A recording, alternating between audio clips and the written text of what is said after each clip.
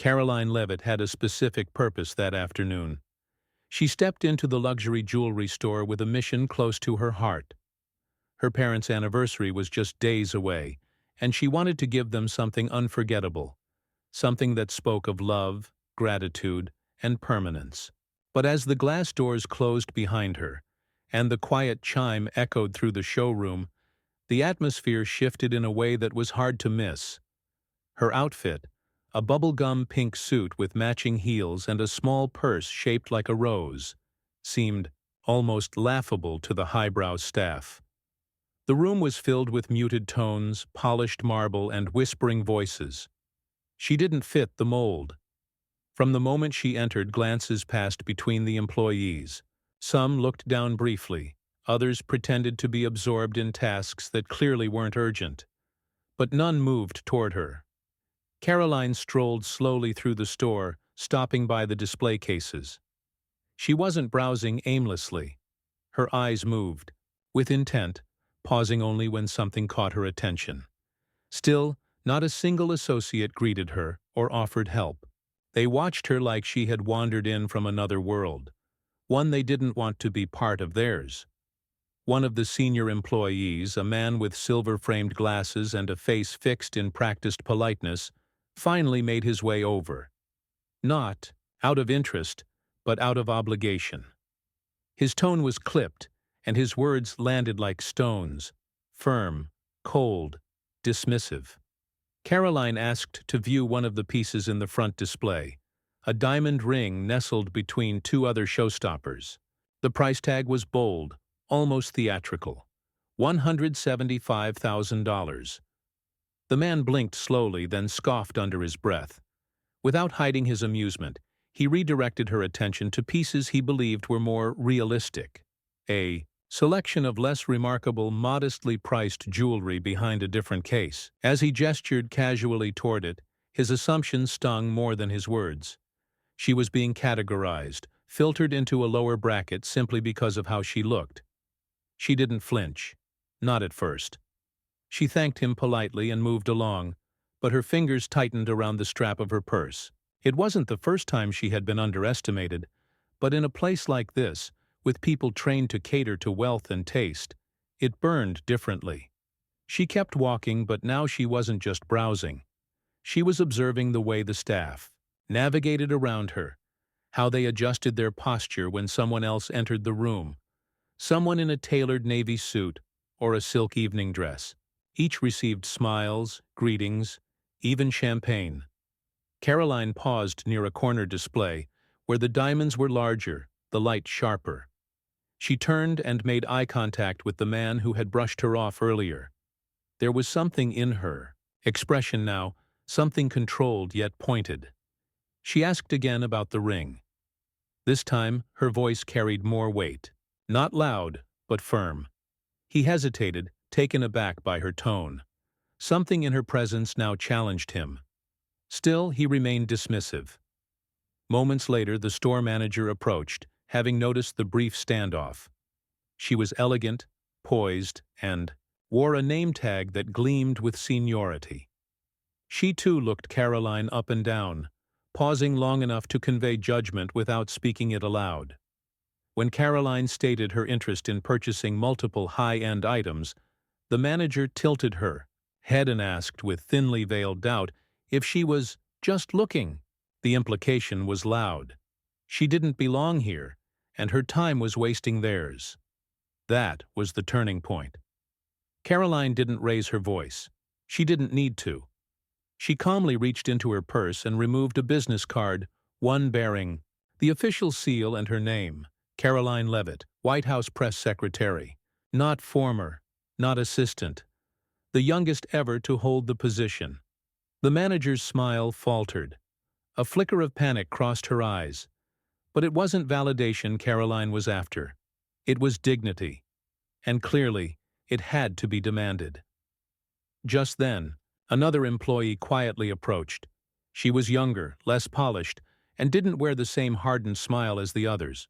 Her name tag read Jessica. She hadn't been part of the judgmental circle. Her eyes lit with recognition when she saw Karoline. Not just from the news, but from a different place, a more respectful one. Jessica asked if she could assist. Karoline nodded. The mood shifted again, not as a result of status, but because someone had finally looked beyond the surface. That's when the real story began. With Jessica now by her side, Karoline's experience transformed from rejection to recognition, but not without resistance from the others. The shift in dynamic didn't go unnoticed. The same employees who had quietly mocked her now watched, with uncomfortable interest, their smiles stiffening into unreadable expressions. The manager, trying to recover from her earlier misstep, lingered nearby, pretending to rearrange a velvet-lined display tray, though her eyes remained fixed on Karoline and Jessica. Jessica's approach was different from the start. There was no performative flattery or forced hospitality. She listened carefully, asked thoughtful questions, and made notes about Karoline's preferences. She didn't rush or hover, but remained attentive and composed, navigating the showroom with the ease of someone who understood both diamonds and people. They began with the diamond ring, the same one Karoline had initially asked to see, the same one that had caused the others to dismiss her. Jessica carefully retrieved it from the case and handed it over without hesitation. It was a cushion-cut piece, radiant in the soft light, with clarity and brilliance that made even the doubters take a second glance. Karoline examined it with measured appreciation, not in awe, but with the discerning eye of someone who had done her homework. She wasn't simply buying something expensive, she was selecting something meaningful. As the ring sparkled in her hand, the energy in the room shifted again. This time, it wasn't subtle. One of the older associates, who had earlier walked past her without a word, now slowly approached, pretending to check a tag on a bracelet, but clearly hoping to overhear the conversation. Another returned from the back with a tray of earrings, inching closer in silent apology. Jessica didn't acknowledge them. She focused solely on Karoline, guiding her toward a series of other items. A necklace with a rare sapphire centerpiece, a pair of chandelier earrings with emerald inlays, and a set of matching bracelets forged in platinum. Each item had a story, and Jessica told it without theatrics. Karoline appreciated the transparency, the quiet professionalism. It was a far cry from the earlier tone of dismissal and skepticism.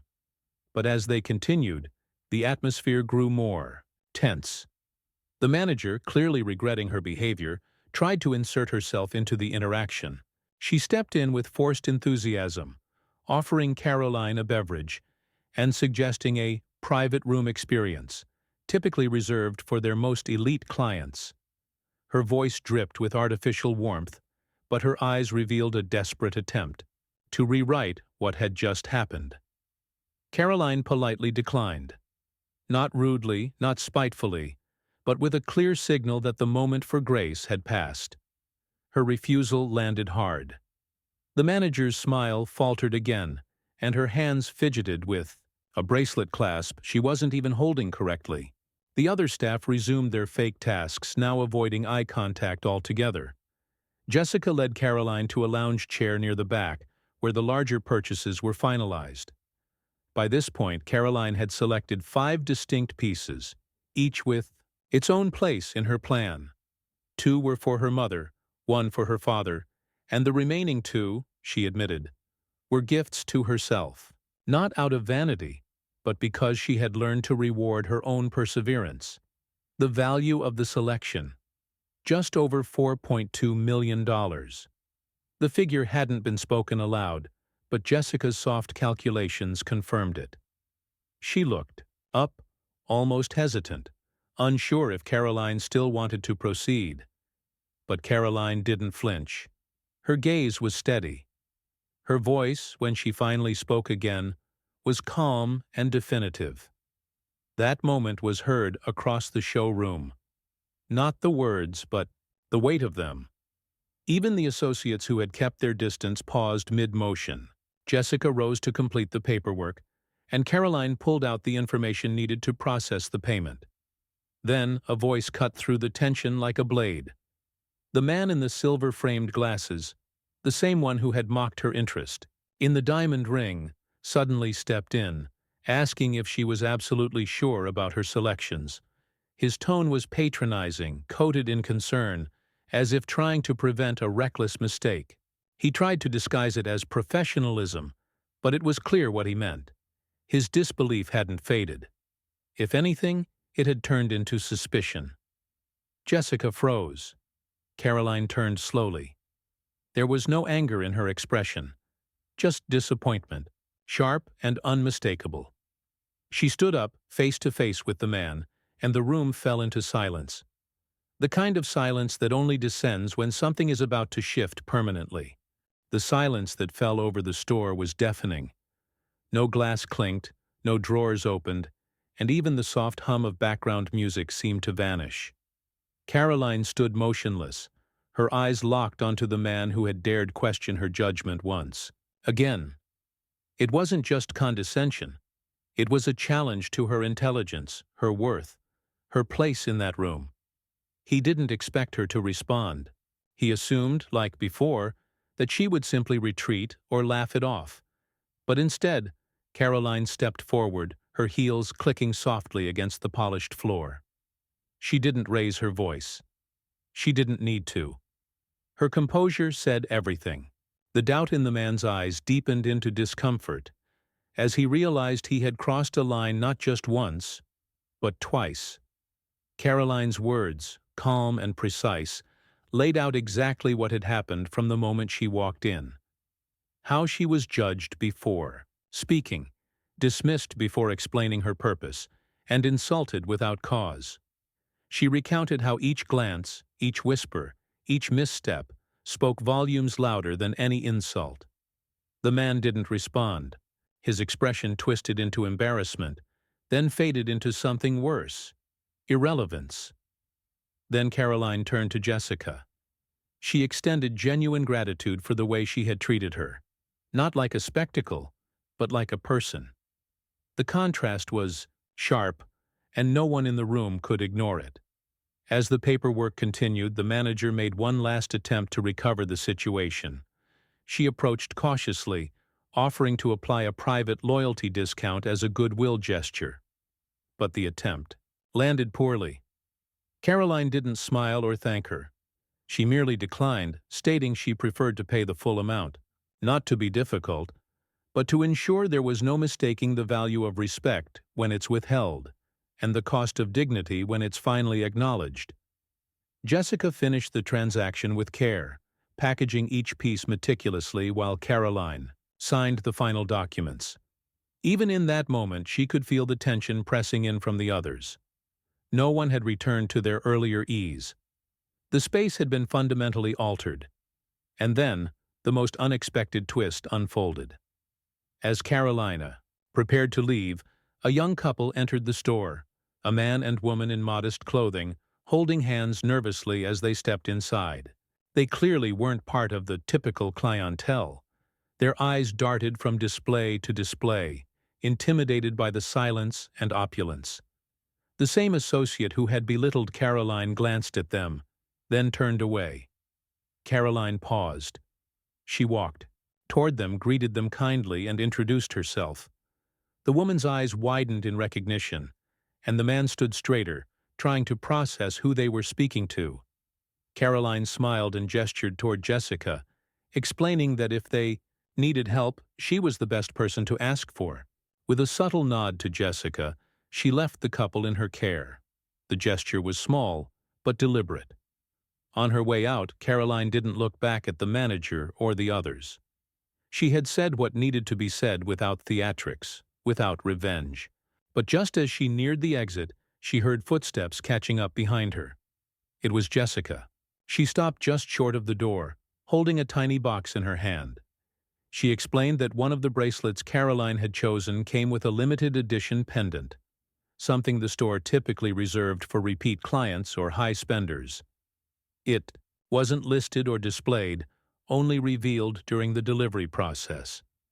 Jessica thought it was only fair Karoline receive it. Karoline accepted the box with a nod. She didn't ask what the pendant looked like, didn't open it, and didn't say anything sentimental. But Jessica could tell by her silence that the moment mattered. And when she turned to return to the showroom, Jessica wore a look that hadn't been present when Karoline first arrived. Confidence. Karoline stepped out into the light, the doors closing behind her with the same chime that had greeted her. Arrival. But this time, the silence inside wasn't indifference. It was reflection. What had started as a condescending dismissal turned into a reckoning. Not just for the people in that room, but for the way appearances are still weaponized, in places that pretend to know luxury, and it wasn't over yet. The next morning, the jewelry store opened its doors as usual, but nothing inside felt ordinary. The staff who had once whispered judgments and wielded polite disdain now moved with a muted edge of anxiety.